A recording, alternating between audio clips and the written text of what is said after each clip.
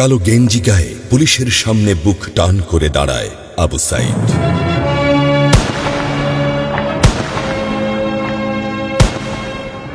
Police তাকে রক্ষা করার বদলে গুলি করে।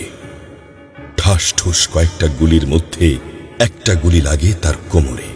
খানিকটা ভাঁজ হয়ে যায় শরীর। সম্ভবত সে বুঝতে পারে নাই। ঘাড় ঘুরিয়ে কোমর দেখার চেষ্টা করে একবার, তারপর আবার আগের মতো আবার দুই হাত প্রসারিত করে সিনা টান করে দাঁড়ায়। ডান হাতে ছোট্ট একটা লাঠি। বিশ্ববিদ্যালয়ের প্রধান ফটকের পাশে বেশ কয়েকজন পুলিশ, হাতে রাইফেল, রাইফেলের তাজা গুলি, আবারও গুলির শব্দ। পরে গুলিটা কোথায় লাগলো বোঝা গেল না। তবে আবু সাইদ টলছে। পড়বে পড়বে ভাব, কিন্তু সে সোজা হয়ে দাঁড়ানোর চেষ্টা করছে। গুলি খাওয়ার আগে ফেসবুকে তার শেষ পোস্ট ছিল, যতদিন বেঁচে আছেন মেরুদণ্ড নিয়ে বাঁচুন। সেজন্যই হয়তো গুলি খাওয়ার পরও সোজা হয়ে দাঁড়াতে চাইছিল, কিন্তু পারছিল না। আবু সাইদের মেরুদণ্ড সোজা থাকলেও শরীরটা মাটির দিকে ক্রমশ ঝুলে পড়ছিল।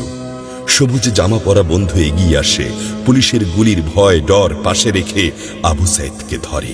আরো দু একজন আসে, আবু সাইদকে হাসপাতালে নিতে হবে। আবু সাইদ হাঁটতে পারছে না, শরীর ছেড়ে দিচ্ছে। 4-5 জন হাত পা ধরে শূন্যে তোলে। আবু সাইদ ঝুলছে আর রক্ত পড়ছে টপ টপ টপ। যে আবু সাইদ কিছুক্ষণ আগেও বুক চিতিয়ে দাঁড়িয়ে কোটা সংস্কার আন্দোলনে নেতৃত্ব দিচ্ছিল, সে এখন শূন্যে ঝুলছে, যেভাবে ঝুলছে মেধাবীদের ভাগ্য। রাত 10টার আগেই বাড়িতে যাওয়ার কথা ছিল আবু সাইদের। মা অপেক্ষা করছে, বোন অপেক্ষা করছে। তখনও তারা জানে না আবু সাইদের মৃত্যু সার্টিফিকেট লিখছে কর্তব্যরত ডাক্তার। নাম আবু সাইদ, পিতা মকবুল, ঠিকানা বাবনপুর, পীরগঞ্জ, রংপুর। বয়স 25। মৃত্যু কারণ আগমনের সময় মৃত্যু। তারিখ 16/7/24, রাত 8টা 5 minute. Serial number 240434, Rangpur medical college হাসপাতাল। পরিবারের একমাত্র শিক্ষিত ছেলেটা খুন হয়ে গেছে।